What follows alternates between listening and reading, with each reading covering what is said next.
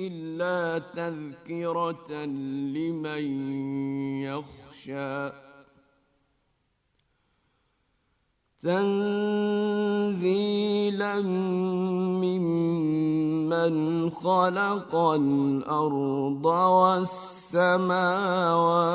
العلى الرحمن على العرش استوى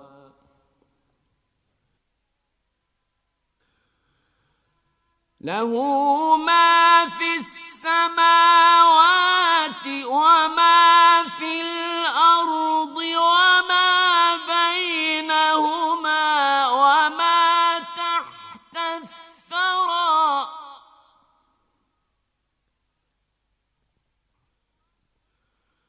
وإن تجهر بالقول فإنه يعلم السر وأخفى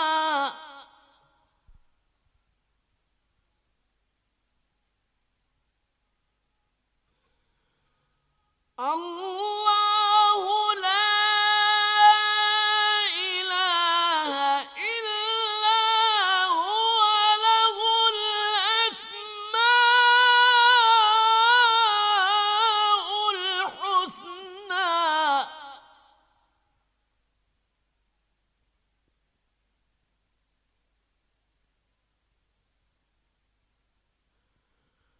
وهل أتاك حديث موسى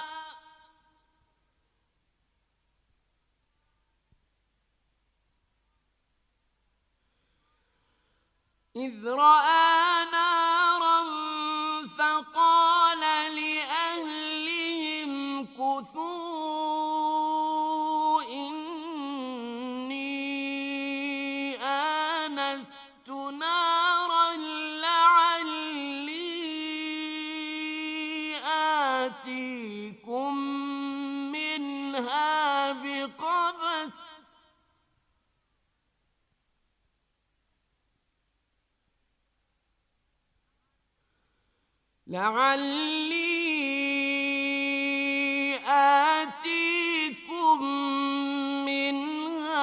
بقبس أو أجد على النار هدى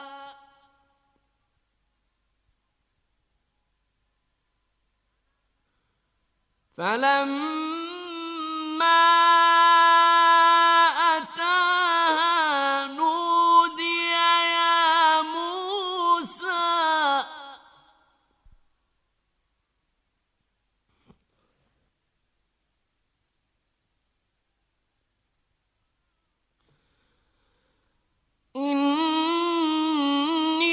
إني أنا ربك فاخلع نعليك إنك بالواد المقدس طوى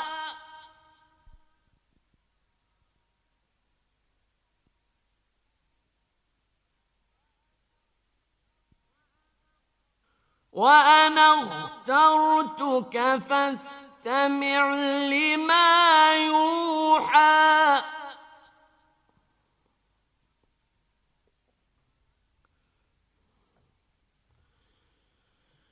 إنني أنا الله لا إله إلا أنا فاعبدني وأقم الصلاة لذكري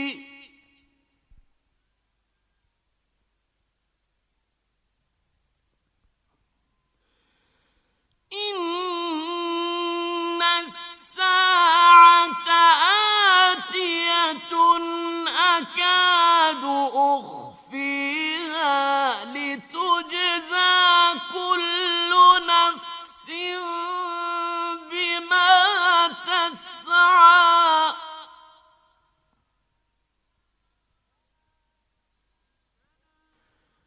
فلا يصد ليصدنك عنها من لا يؤمن بها واتبع هواه فتردى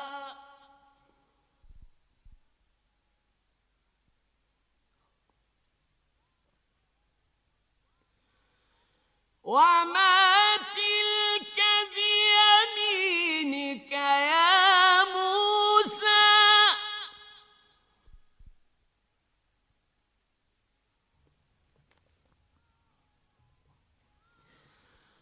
قال هي عصاي أتوكأ عليها وأهش بها على غنمي ولي فيها مآرب أخرى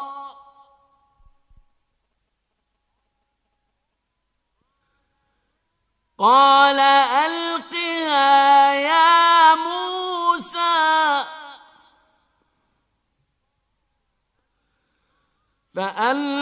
فألقاها فإذا هي حية تسعى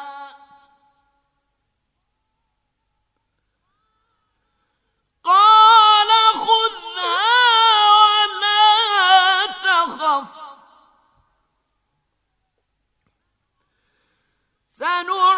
سنعيدها سيرتها الأولى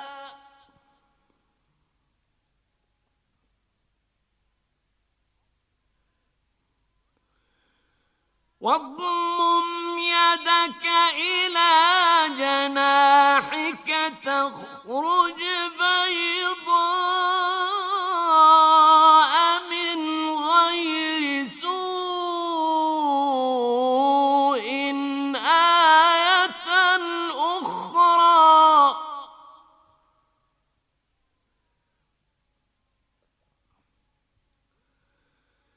لنريك من آياتنا الكبرى اذهب إلى فرعون إنه طغى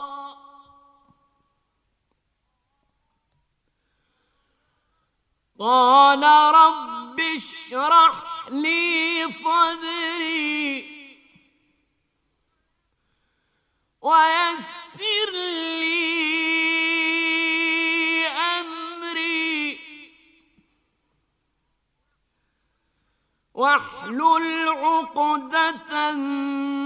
من لساني يفقه قولي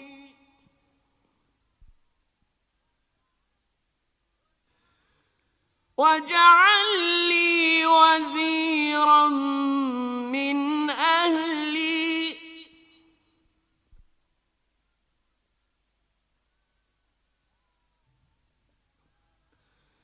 هارون أخي أشدد به أزري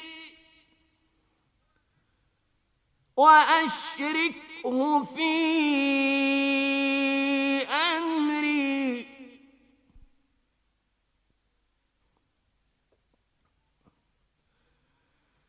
كي نسبحك كثيرا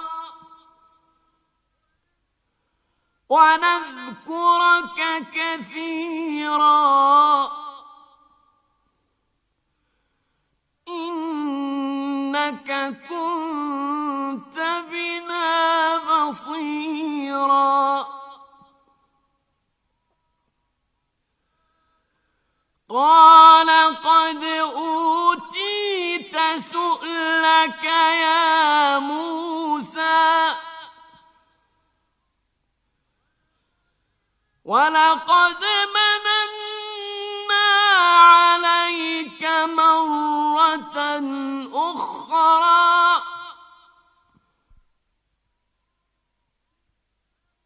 إذ أوحينا أوحينا إلى أمك ما يوحى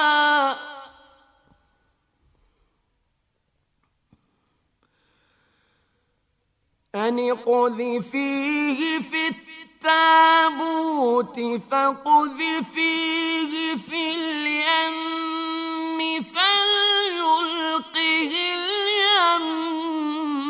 بالساحل يأخذه عدو لي وعدو له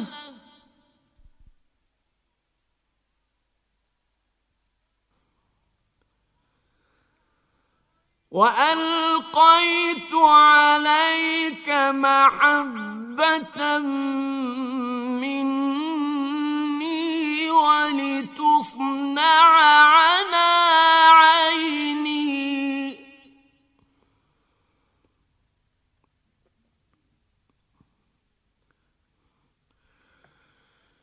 إذ تمشي أختك فتقول هل أدلكم على من يكفله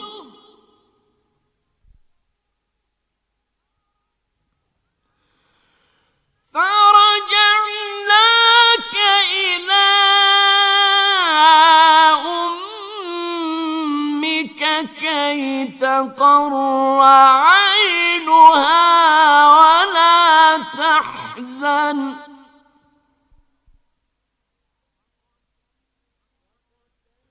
وقتلت نفسا فنجيناك من الغم وفتناك فتونا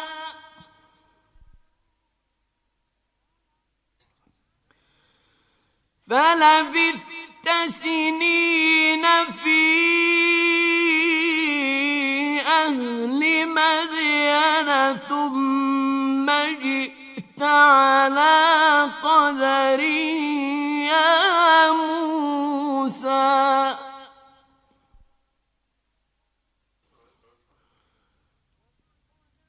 واصطنعتك لنفسي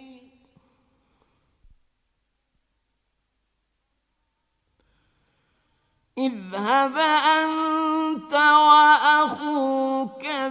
بآياتي ولا تنيا في ذكري اذهبا إلى فرعون إنه طغى فقولا له قولا لينا لعله يتذكر أو يخشى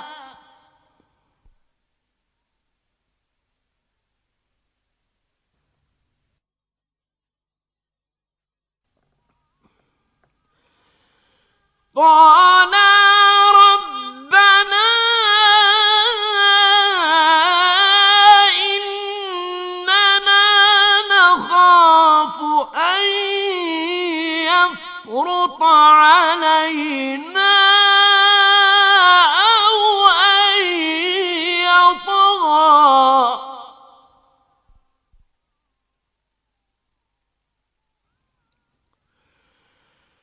قال لا تخافا إنني معكما أسمع وأرى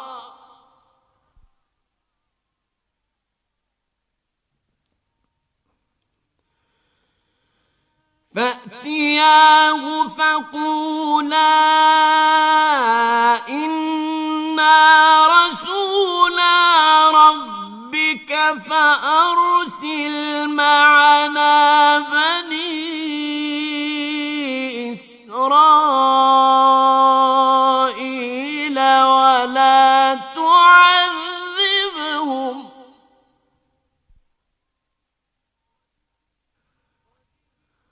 قد جئناك بآية من ربك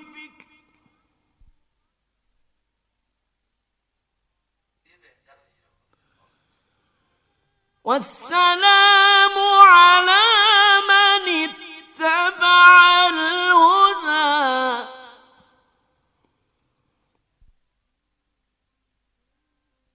إنا قد أوحي إلينا أن العذاب على من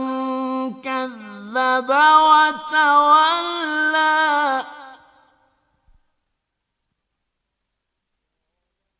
قال فمن ربكما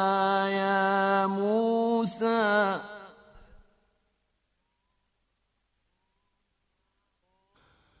قال ربنا الذي أعطى كل شيء خلقه ثم هدى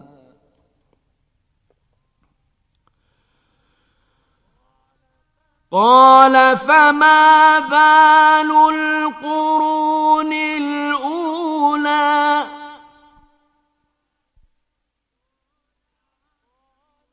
قال علمها عند ربي في كتاب لا يضل ربي ولا ينسى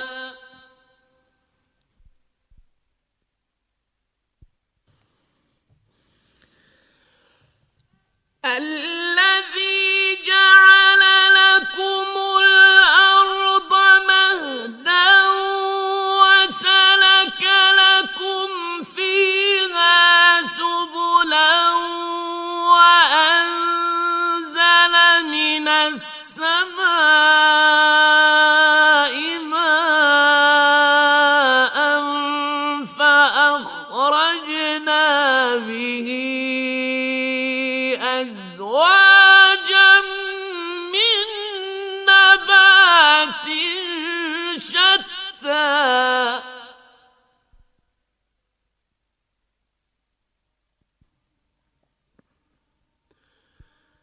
كلوا وارعوا أنعامكم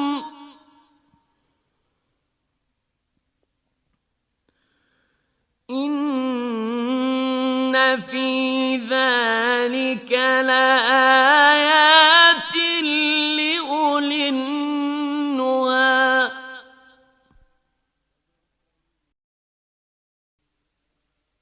منها خلقناكم وفيها نعيدكم ومنها نخرجكم تارة أخرى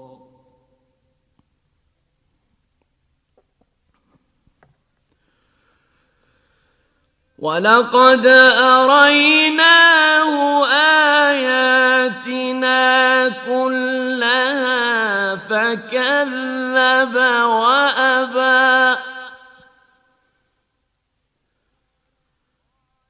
قال أجئتنا لتخرجنا من أرضنا بسحرك يا موسى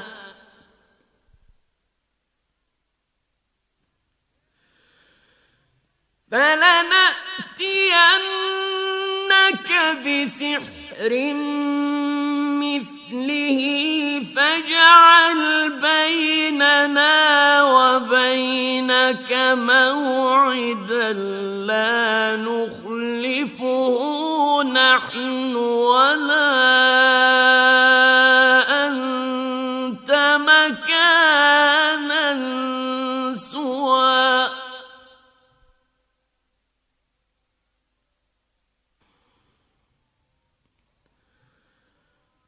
قال موعدكم يوم الزينة وأن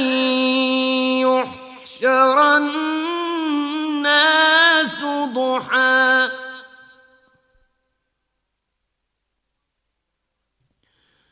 فتولى فرعون فجمع كيده ثم أتى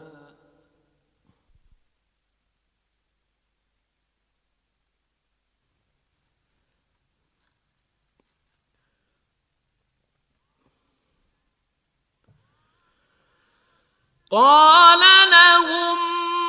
موسى ويلكم لا تفتروا على الله كذبا فيسحتكم بعذاب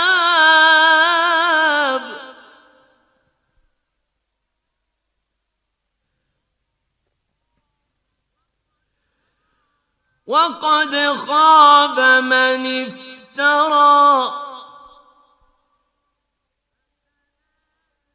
فتنازعوا أمرهم بينهم وأسروا النجوى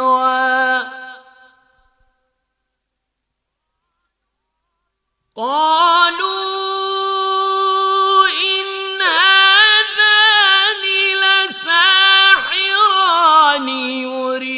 يريدان أن يخرجاكم من أرضكم بسحرهما ويذهبا بطريقتكم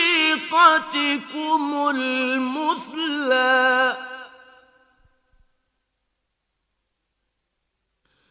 فأجمعوا كيدكم ثم أتوا صفا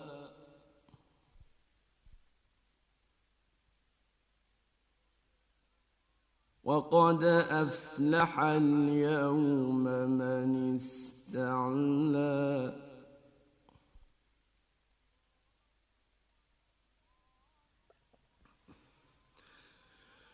قالوا يا موسى إما أن تلقي وإما أن نكون أول من ألقى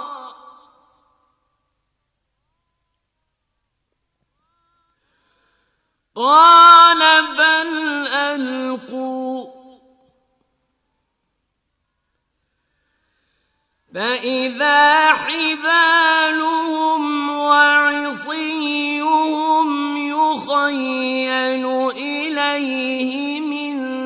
سحرهم أنها تسعى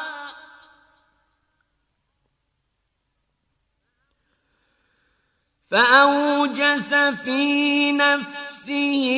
خيفة موسى قلنا لا تخف إنك أنت الأعلى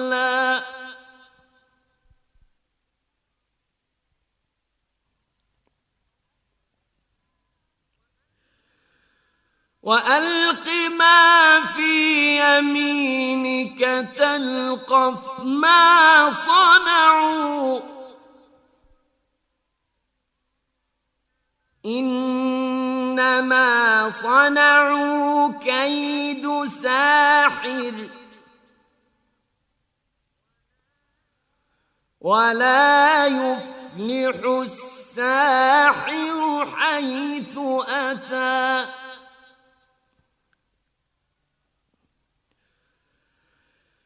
فألقي السحرة سجدا قالوا آمنا برب هارون وموسى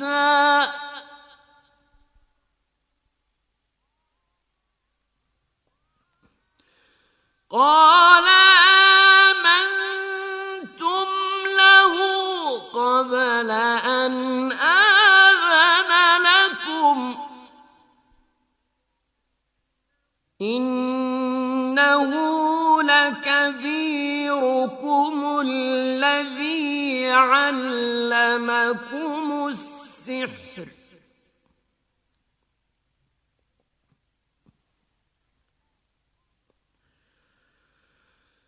فلأقطعن أيديكم وأرجلكم من خلاف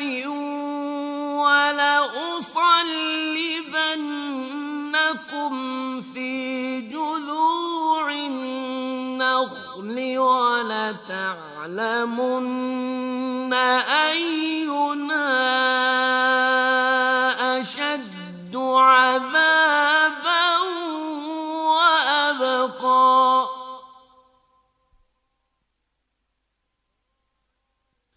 قالوا لن نؤثرك على ما جاءنا من البينات والذي فطرنا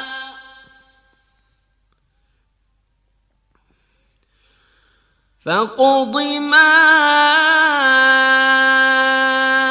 أنت قاض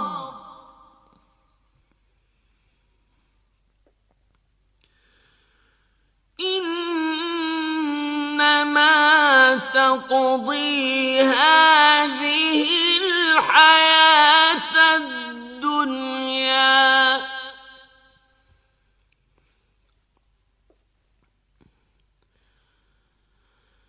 إنا آمنا بربنا ليغفر لنا خطايانا وما أكرهتنا عليه من السحر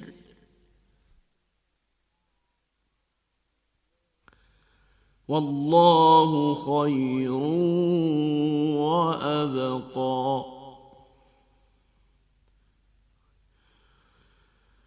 إنه من يأت ربه مجرما فإن له جهنم لا يموت فيها ولا يحيا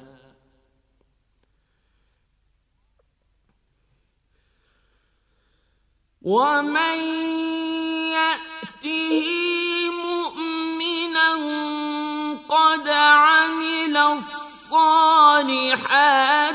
فأولئك لهم الدرجات العلى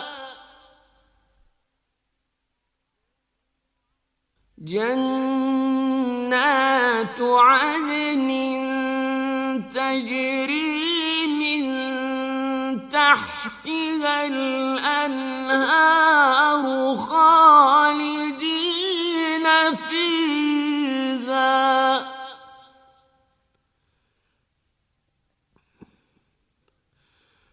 وذلك جزاء من تزكى ولقد أوحينا إلى موسى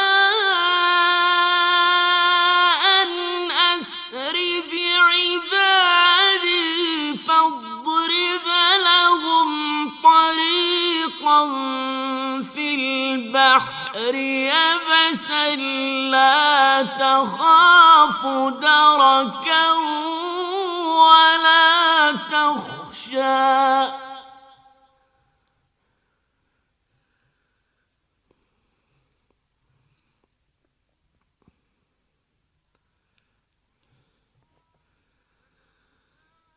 فأتبعهم فرعون بجنوده فغشيهم من اليم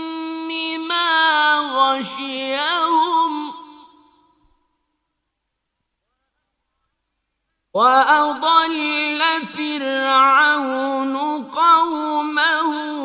وما هدى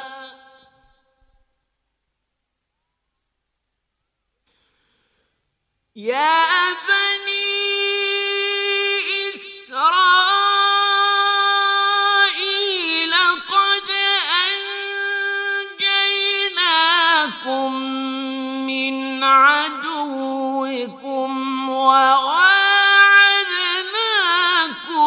جانب الطور الأيمن ونزلنا عليكم المن والسلوى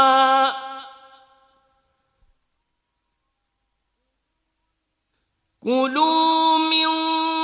طيبات ما رزقناكم ولا تطغوا فيه فيحل عليكم غضبي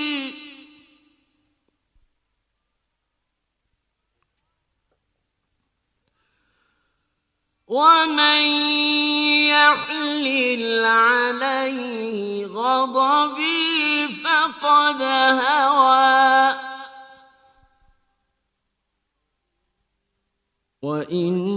وإني لغفار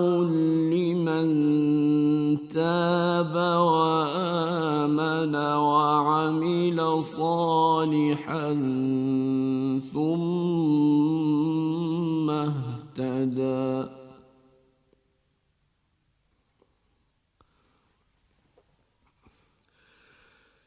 وما أعجلك عن قومك يا موسى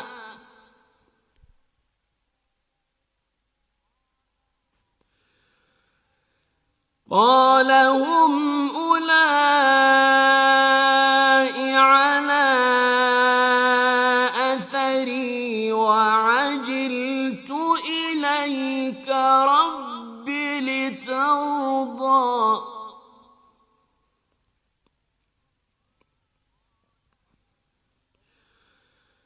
قال فإنا قد فتنا قومك من بعدك وأضلهم السامري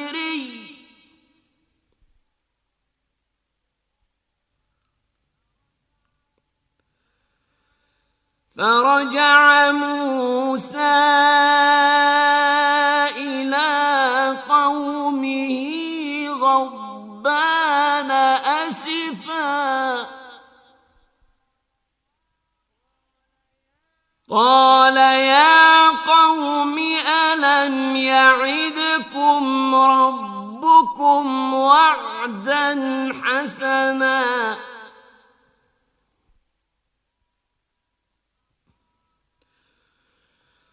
أفطال عليكم العهد أم أردتم أن يحل عليكم غضب من ربكم فأخلفتم موعدي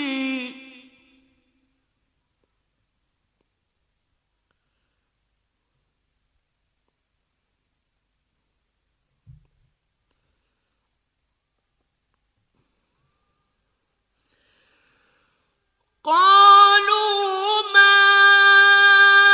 أخلفنا موعدك بملكنا ولكننا حملنا أوزارا من زينة القوم فقذفناها فكذلك ألقى السامري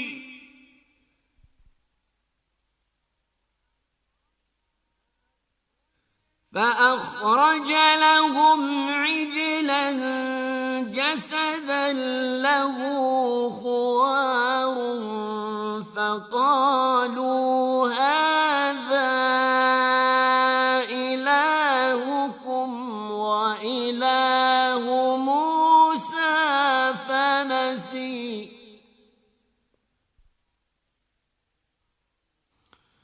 أفلا يرون ألا يرجع إليهم قولا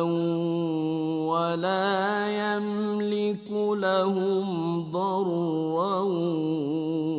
ولا نفعا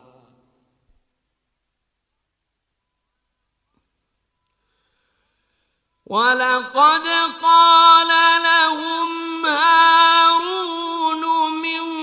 قبل يا قوم إنما فتنتم به وإن ربكم الرحمن فاتبعوني وأطيعوا أمري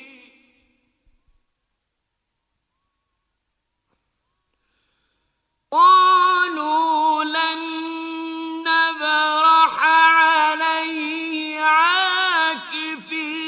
حتى يرجع إلينا موسى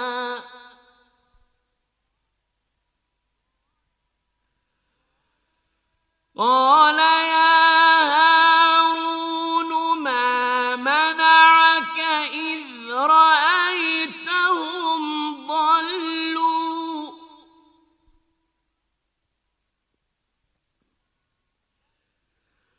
ألا تتبعني أفعصيت أمري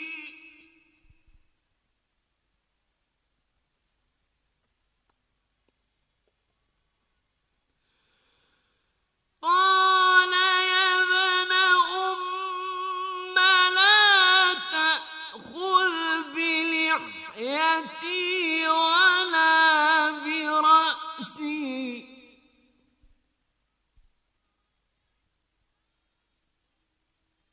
إني خشيت أن تقول فرقت بين بني إسرائيل ولم ترقب قولي قال فما خطبك يا سامري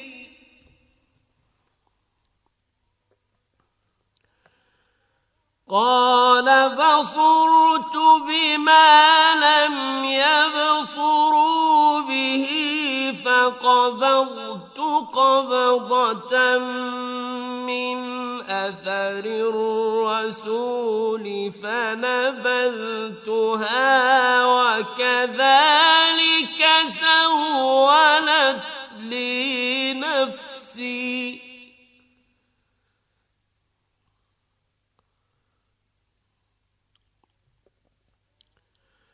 قال فاذهب فإن لك في الحياة أن تقول لا مساس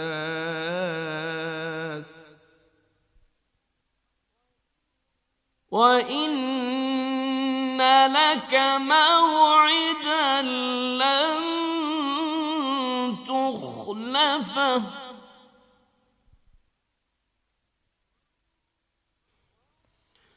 وانظر إلى إلهك الذي ظلت عليه عاكفا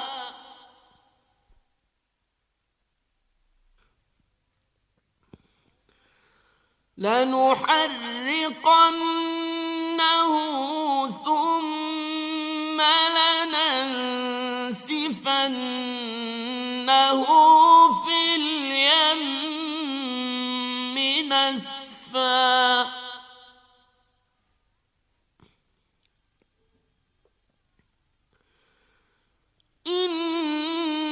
إنما إلهكم الله الذي لا إله إلا هو وسع كل شيء علما.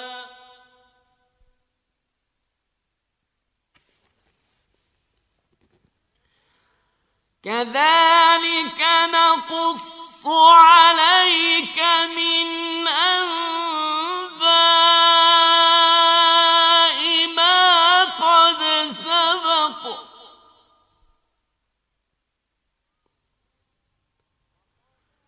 وقد آتيناك من لدنا ذكرا.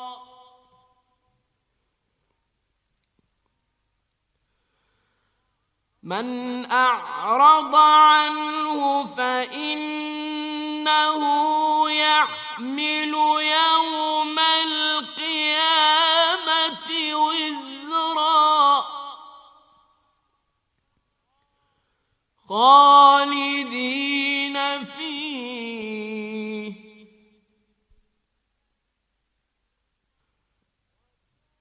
وساء لهم يوم القيامة حملا.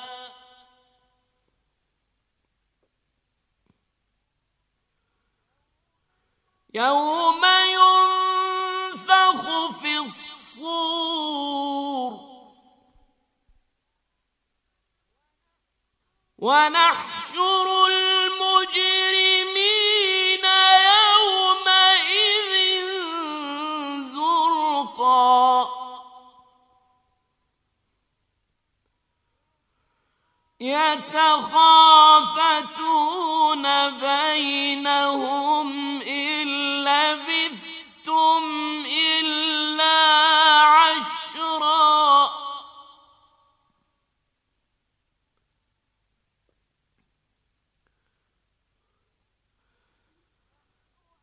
نحن أعلم بما يقولون إذ يقول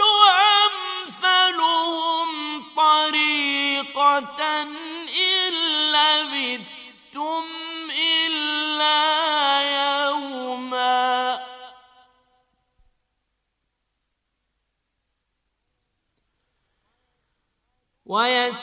ويسألونك عن الجبال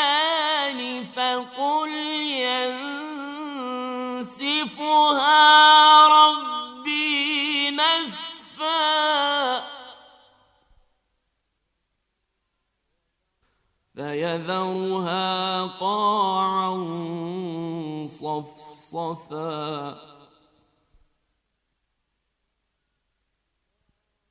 لا ترى فيها عوجا ولا أمتا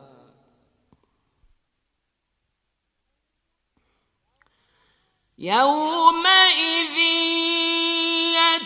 يتبعون الداعي لا عوج له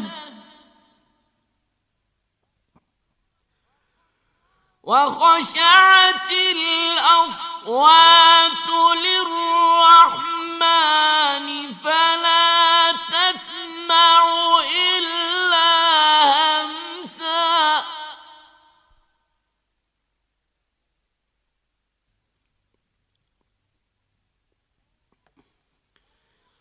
يومئذ لا تنفع الشفاعة إلا من أذن له الرحمن ورضي له قولا يعلم ما بين أيديهم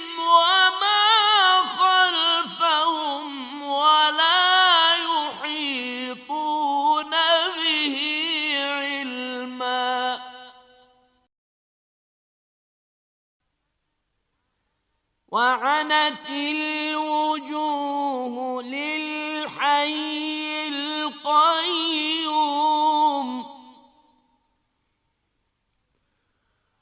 وقد خاب من حمل ظلما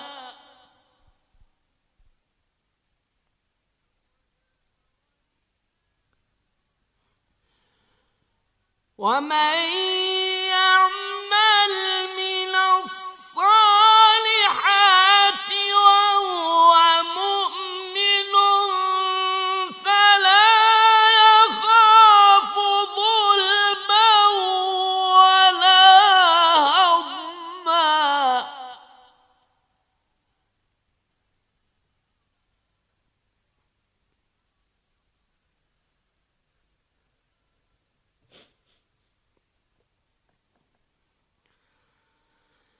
وكذلك أنزلناه قرآنا عربيا وصرفنا فيه من الوعيد لعلهم يتقون أو يحدث لهم ذكرا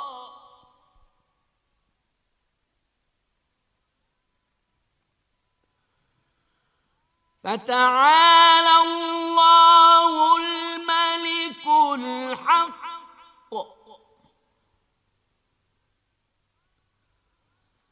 ولا تعجل بالقرآن من قبل أن يقضى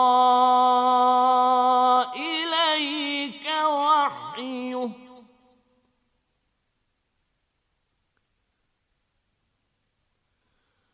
وقل رب زدني علما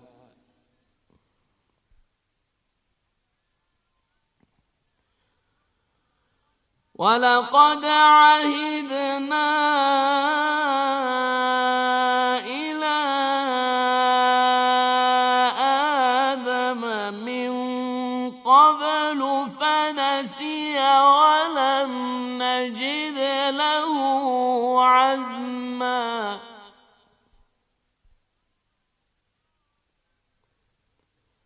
وإذ قلنا للملائكة اسجدوا لآدم فسجدوا إلا إبليس أبى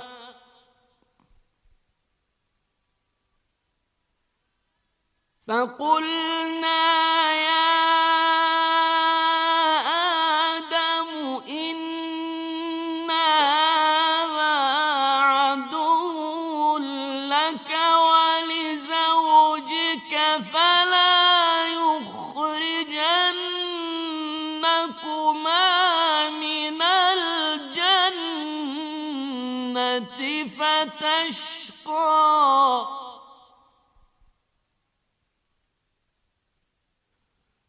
إن لك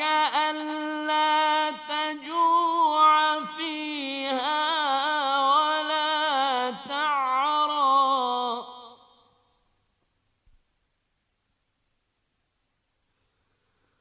وأنك لا تظمأ فيها ولا تضحى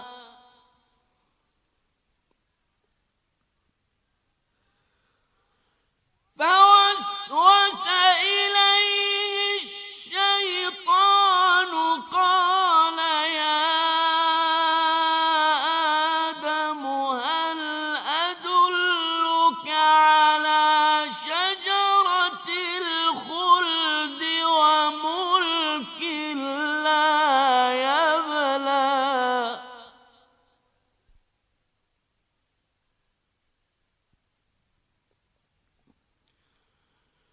فأكلا منها فبدت لهما سوآتهما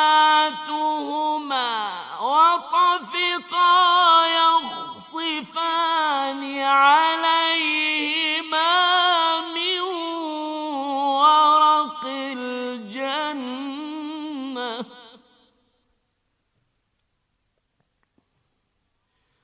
وعصى آدم ربه فغوى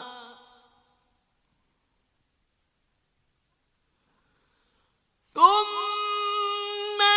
اجتباه ربه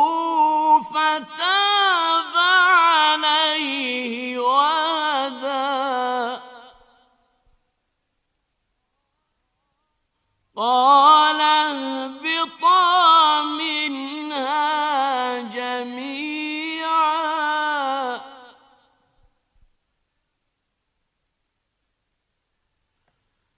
بعضكم لبعض عدو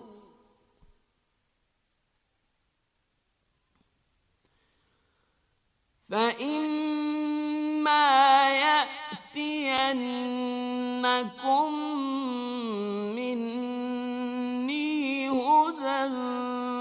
فمن اتبع هداي فلا يضل ولا يشقى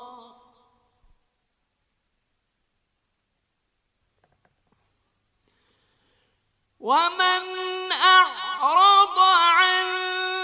ذكري فإن له معيشة ضنكا ونحشره يوم القيامة أعمى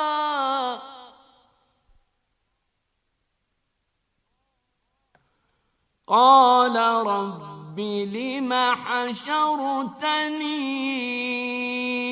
أعمى وقد كنت بصيرا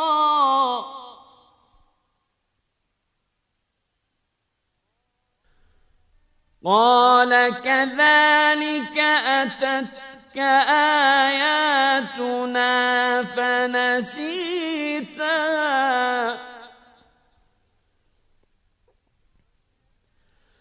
وكذلك اليوم تنسى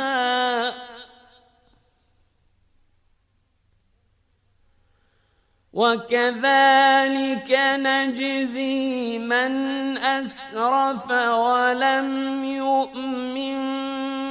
بآيات ربه ولعذاب الآخرة أشد وأبقى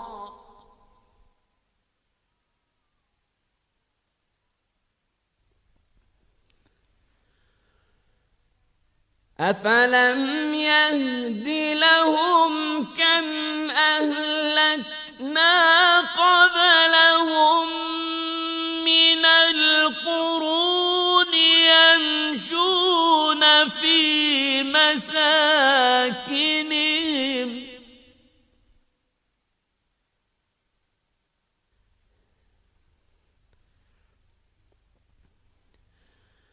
إن في ذلك لآيات لأولي النهى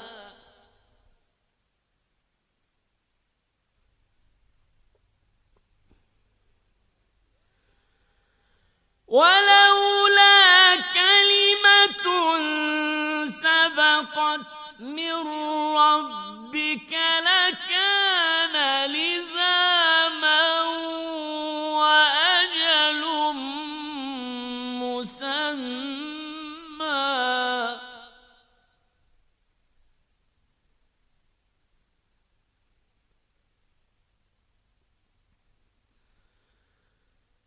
فاصبر على ما يقولون وسبح بحمد ربك قبل طلوع الشمس الشمس وقبل غروبها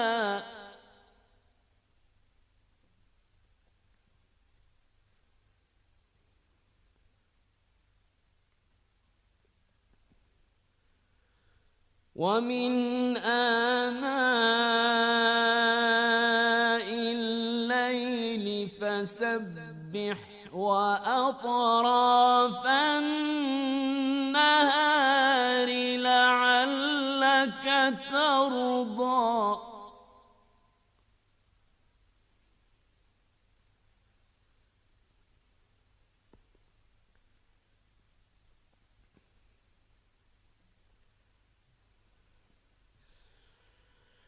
ولا تمدن عينيك إلى ما متعنا به أزواجا منهم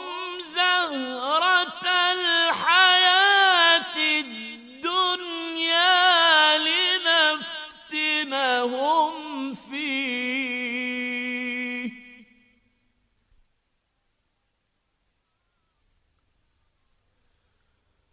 ورزق ربك خير وأبقى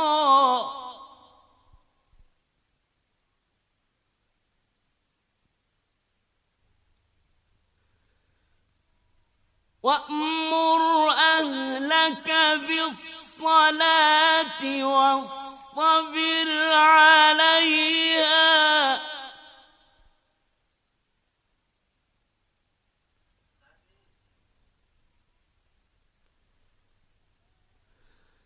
لا نسألك رزقا نحن نرزقك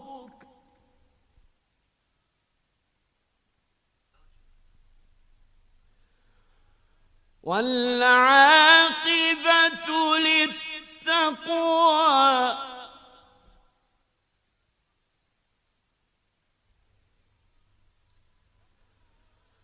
وقالوا لولا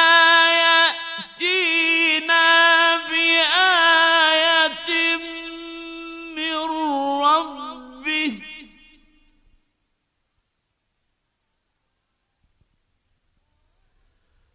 أولم تأتهم بينة ما في الصحف الأولى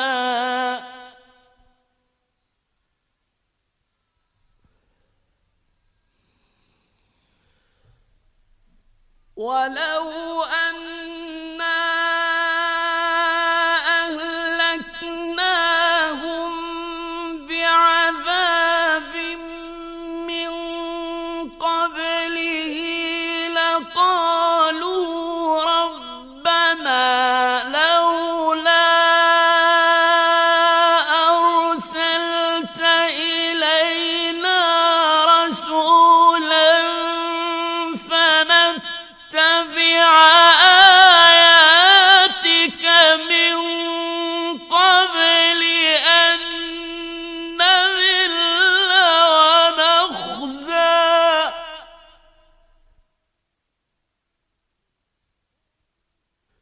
قل كل متربص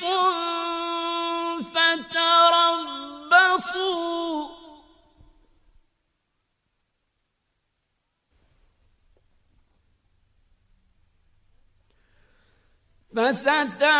فستعلمون من أصحاب الصراط السوي ومن اهتدى صدق الله العلي العظيم